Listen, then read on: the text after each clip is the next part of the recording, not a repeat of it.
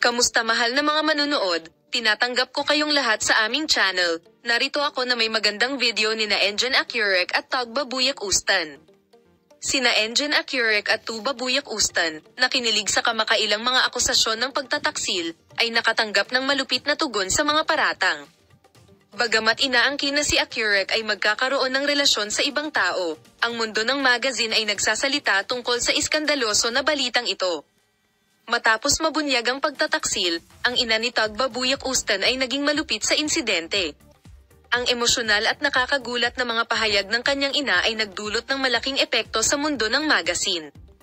Ang di umano'y relasyon ng puting puso ay ibinunyag ng mga pribadong detective at mabilis na inilabas ng magazine ang eskandaloso na balitang ito sa mga headline. Inilarawan sila ng mga tagahanga ng sikat na mag-asawa, na kilala na magkasama sa mahabang panahon, bilang ang dream couple.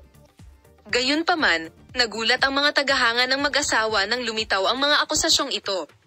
Pagkatapos ng insidente, binasag ng ina ni Tuba Buyak Ustan ang kanyang katahimikan at gumawa ng pahayag sa press.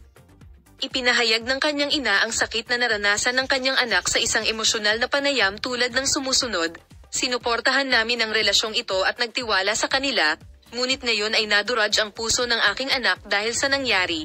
Ang pagtataksil na ito ay lubhang nakaapekto hindi lamang sa kanilang relasyon kundi maging sa aming pamilya."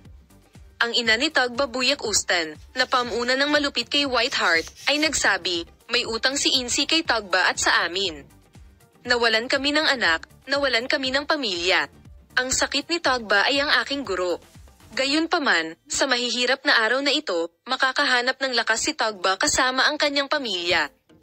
Matapos malaman ng insidente, nagsimula ang isang alon ng mga reaksyon sa social media. Ang mga tagahanga ni na Tugba Buyak Ustan at Engin Akyurek ay nagbahagi ng kanilang mga komento tungkol sa insidente at nagpahayag ng kanilang pagkagulat sa iskandalo na ito.